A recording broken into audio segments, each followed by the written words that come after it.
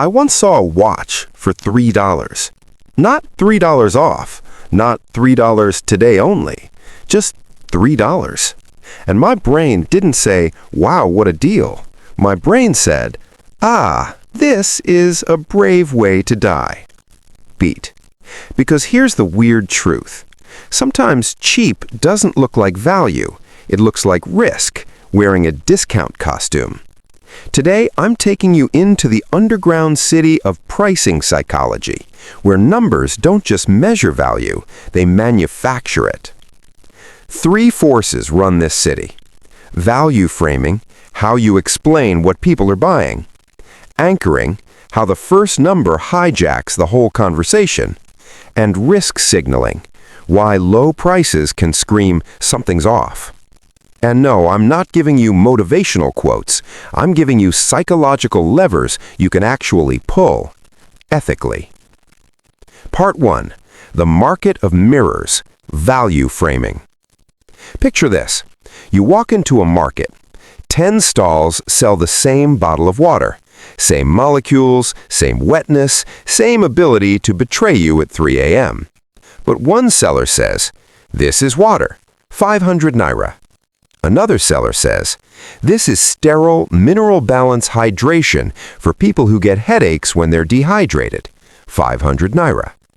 Same price, different meaning. That is value framing. Not changing the product, changing the story your customer uses to justify spending money. Beat. Here's the key line.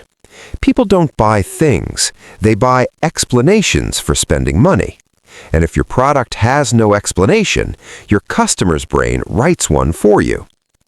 But your customer's brain is an unpaid intern. It will mess up the file name and delete the budget. Value framing checklist. Tactical. To frame value, your offer should answer 3 questions. 1. What problem does this remove? 2. What outcome does this create? 3. What risk does this reduce? Price becomes easier to accept when the buyer can see what they're trading money for: time, certainty, status, convenience, safety, performance. Beat. Okay, so we frame value. Now we step into the next district of the city, the most dangerous magician of them all. Part 2. The first number is a spell. Anchoring. Meet the anchor. Anchoring is what happens when the first number people hear becomes the reference point for everything else, even if it's random. This isn't folklore, it's behavioral science. The first number becomes gravity. Everything after it becomes planets forced into orbit. Here's what it looks like in real life. If I say, this course is 300,000 naira, and then I discount it to 120,000 naira, 120,000 naira feels like relief. But if I start with, it's 120,000 naira, now 120,000 naira feels like the whole mountain. That's anchoring. Anchors can come from a was price, a premium option, a competitor comparison, a bundle total, worth X if bought separately. Comedy beat. Anchoring is basically your customer's brain saying, I don't know what this should cost, so I will borrow the first number I see like it's a charger cable. Beat. Now, here's where people get uncomfortable, because the next part explains why cheap can backfire. Part 3. Why cheap can look risky. Price as a signal. Let's be honest, low price can signal low quality. Not always, but often enough that buyers act like it's true, especially when quality is hard to judge up front. The brain goes, okay, I can't verify quality quickly, so I'll use price as evidence. So when something is too cheap, the customer isn't thinking, lucky me. They're thinking, what did you remove to make it this cheap? Support? Durability? Safety? Honesty? Cheap can feel like buying a parachute from a guy who says, don't worry, it's mostly tested. Beat. And if you think I'm exaggerating, wait until you hear this part. Part 4. Your brain can taste price, expectation, and placebo. Imagine two identical glasses of wine. One label says 8,000 naira bottle.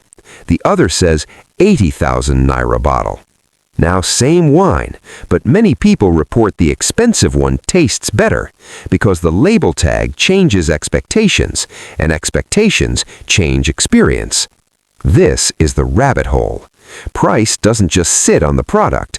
Price sits in the customer's mind, and the mind helps manufacture what the customer feels. So yes, sometimes people don't get what they pay for. They get what they expect, and then pay for therapy later. Beat. All right, now we enter the part businesses use every day and customers rarely notice. Part 5, the decoy, the not really for sale option. Let me show you a weapon businesses use constantly, the decoy. People don't choose in a vacuum, they choose by comparison. So you offer basic, cheap but limited, pro, the real target, premium, high anchor, makes pro look reasonable.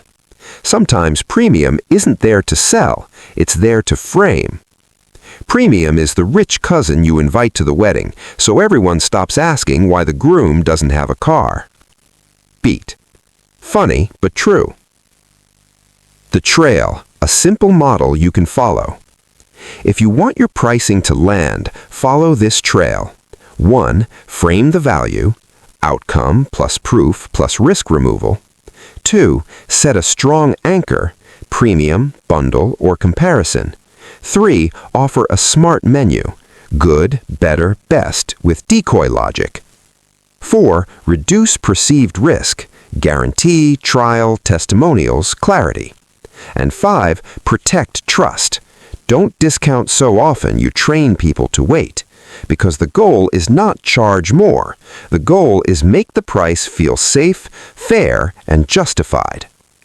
Practical examples, fast fire.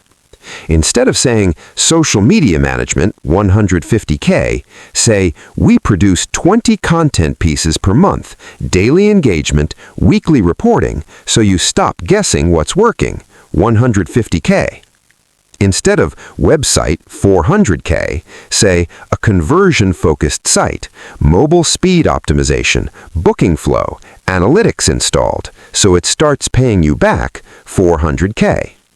Instead of coaching 50K, say 4 sessions to build your offer, your pitch, and your pricing, so you stop undercharging and apologizing for your invoice, 50K. Ethics note, quick but important.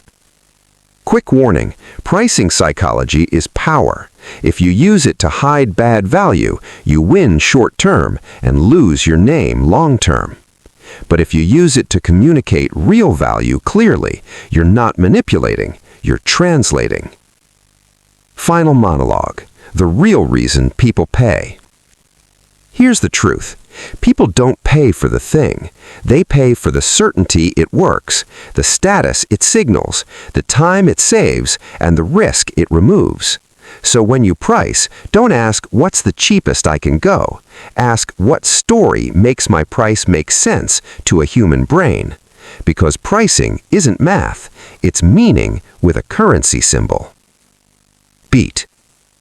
If you want, I'll do a follow-up episode, how to build a 3-tier pricing table that makes your middle option sell itself.